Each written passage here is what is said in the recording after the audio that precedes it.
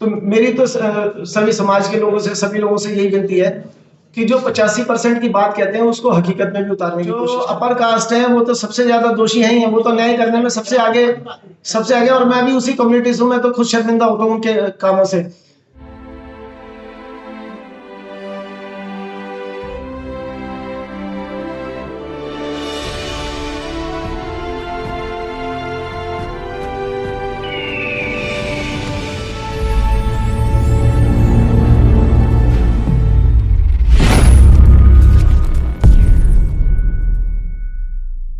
अपराध इतना वहशी दरिंदे जो थे उनको समय से पहले छोड़ा गया, सरकार जिसमें जिम्मेदार रही। और इतना ही नहीं, छोड़ा ही नहीं गया, मतलब एक तो कोड ऊपर से उस पर खाज।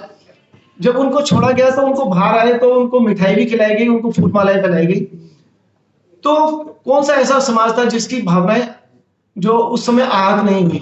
मुझे तो लगता है कि पूरा देश जो है, जो सभ्य समाज है, हर किसी की भावना आहत हो रही थी, मगर उनकी भावनाओं की कहीं कदर दिखाई नहीं दे रही थी। ना मीडिया में, ना पॉलिटिकल पार्टीज में किसी ने उसके खिलाफ, किसी पॉलिटिकल पार्टी ने आवाज नहीं उठाई, किसी मीडिया ने आवाज नहीं उठाई। तो ये कौन सा समाज है आजकल, ये जो 2014 से जो अभी शुरू हुआ है, जिसकी भावनाएं हर बात पे आहत हो जाती हैं? मंत्री राजेंद्र पाल गौतम जी ने 22 प्रतिज्ञाएं ली जो दिलवाने वाले थे राजरत्न अम्बेडकर। वो प्रतिज्ञाएं दिल्ली में ली गई और उसके पोस्टर लग गए गुजरात में। तो भावनाएं दिल्ली में आहत नहीं हुई, वहां गुजरात में आहत हो रही हैं। और जिनकी भावनाएं हजारों सालों से आहत हो रही हैं, वो बेचारे चुप बैठे हुए हैं। और इसमें अभी जैसे भंते जी ने कहा था, उसमें मैं एक बात और ऐड करूंगा कि इसकी वजह क्या है। ये जिनकी भावनाएं आहत हो रही हैं उसको इग्नोर क्यों किया जा रहा है? इसमें सबसे जरूरी बात है कि जो भंती जी ने कही थी, उसमें ऐड करूंगा, जिसका समाज कमजोर होता है उसका नेता भी कमजोर होता है। समाज तो कमजोर होता ही है, उसका नेता भी कमजोर होता है। जिसका समाज कमजोर होगा उसका नेता रिजाइन भी करेगा। जिसका समाज कमजोर होगा उसके मुद्दों की अनदेखी की जाएगी। जिसका समाज कमजोर होगा उसकी भावनाओं की भी अनदेखी की जाएगी।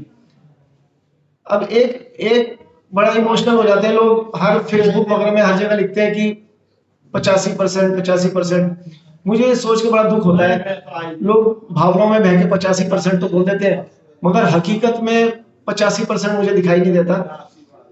85% में 50% लगभग तो ओबीसी है। मेरे ख्याल से आजकल वो जो धार्मिक जो उपद्रवी हैं उनमें सबसे ज्यादा जो भागीदारी है लोगों का आरोप है, मेरे को तो जमीन में मालूम नहीं है, उसमें झंडा बरदार सबसे ज्यादा जो है वही समुदाय के ऊपर आरोप लगते हैं। दूसरा एससी जो 17% है, वो कई जातियों उपजातियों में बटा हुआ है, उनमें आपस में रोटी बेटी का रिश्ता नहीं है। फिर एक समुदाय है एसटी, वो एसटी का तो मुद्दा ही अलग है, एसटी को तो कोई पूछ ही नहीं रहा। एसटी के मुद्दों की एससी को जानकारी नहीं है, और एससी के मुद्दों की ओबीसी को जानकारी नहीं है। तीनों आपस में बिखरे हुए हैं, और खुद एससी समाज जो 17% है वो आपस में बिखरा हुआ है। तो जो समाज ही बिखरा हुआ है तो उसकी भावनाएं तो रोज ही आहत होंगी, उसकी भावनाओं की कौन कदर करेगा? तो इसके लिए जिम्मेदार कौन है? तो अपना सिक्का खोटा तो दूसरे को क्या दोष देना? जब अपना समाज ही आपस में बटा हुआ है तो आप दूसरों से ये उम्मीद मत करो कि दूसरे आपकी भावनाओं की कदर करेंगे। दूसरा समाज जो शोषण वाला समाज है, उसके जो राजनीतिक दल के नेता है, शीर्ष नेतृत्व है, वो आपका ख्याल रखेगा। आपकी इज्जत तो जब आप खुद ही नहीं करोगे तो दूसरा भी नहीं करेगा। जब तक आपका समाज एक नहीं होगा, आपका समाज मजबूत नहीं होगा। ये आपको गांठ बांध लेनी चाहिए बात। तो ये सोच के मुझे बड़ा दुख होता है कि समाज में जो बुद्धिजीवी वर्ग है, जो जागरूक वर्ग है, जो पढ़ा लिखा वर्ग है, वो तो इस बात को समझ रहा है, मगर वो ये बात जनसाधारण तक नहीं जा रही। तो मेरी तो सभी समाज के लोगों से, सभी लोगों से यही विनती है कि जो 85% की बात कहते हैं उसको हकीकत में भी उतारने की कोशिश करें। बाबा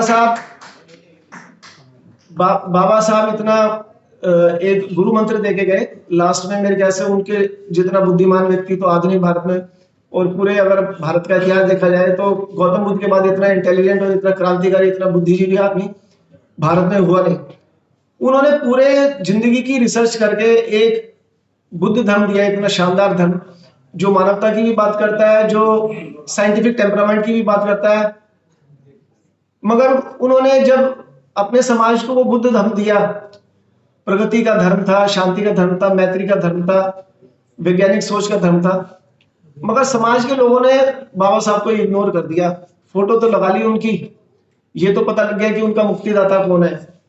इतनी तो सोशल मीडिया के थ्रू अब आज के जमाने में उनको इतनी अवेयरनेस तो आ गई कि उनके मुक्तिदाता बाबा साहब है। गलत कह रहे हैं, इग्नोर नहीं किया।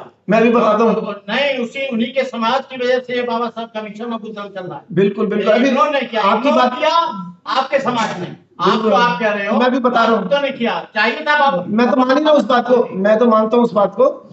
जो अपर कास्ट है वो तो सबसे ज्यादा दोषी है ही है, वो तो न्याय करने में सबसे आगे। और मैं भी उसी कम्युनिटी से हूँ, मैं तो खुद शर्मिंदा होता हूँ उनके कामों से। बल्कि मैंने तो फेसबुक में लिखा भी था कि मैं तो अपने पूर्वजों के जो कुकर्म है उसका प्रायश्चित अपने मरते दम तक करूंगा। मगर मैं ये बात कहना चाहता हूं कि वो अपना हक, अपनी सत्ता छोड़ेंगे नहीं आपके लिए। ठाकुर हो, ब्राह्मण हो, जो भी अपर कास्ट है, वो अपनी सत्ता तश्तरी में रख के आपको नहीं देंगे। उसके लिए आपको ही कोशिश करनी पड़ेगी, वो उसके लिए आपको ही कोशिश करनी पड़ेगी। बाबा साहब ने जब आपको बुद्ध का इतना शानदार धम्म दिया तो उसको मानने में तकलीफ किस बात की, मुझे आज तक समझ में नहीं आया। बुद्ध का धम्म आपको प्रगति का भी रास्ता देता है और आपको एकजुट भी करता है। पंचशील के झंडे के नीचे अगर बहुजन समाज पूरा आ जाए तो पूरा का पूरा समाज एकजुट हो जाएगा। मगर ये बात समझ में क्यों नहीं आ रही समाज को? जिस बाबा साहब ने आपको नौकरी दी, तरक्की के रास्ते खोले, शिक्षा का रास्ता खोला, व्यापार का, बिजनेस का रास्ता खोला, जिनकी वजह से आप पैसा कमा रहे हो, आप अच्छा घर बार चला रहे हो, उन बाबा साहब की दी हुई हर चीज के लिए बाबा साहब जिम्मेदार है। आप उनका नमक खा रहे हो। अगर आप बाबा साहब की बात नहीं मान रहे हो तो आप नमक हराम हो, मैं तो ये मानता हूं। और बाबा साहब जब आपको कह के गए कि आप बुद्ध के धम्म को अपनाओ तो उसको मानने में क्या रुकावट है? मुझे ये बात आज तक समझ में नहीं आ रही। तो मेरी तो सभी साथियों से अपील है कि कोई आपकी मुक्ति के लिए अपर कास्ट के नेताओं से और उनसे आप उनके भरोसे मत रहो, ये मुक्ति आपको खुद ही लेनी पड़ेगी।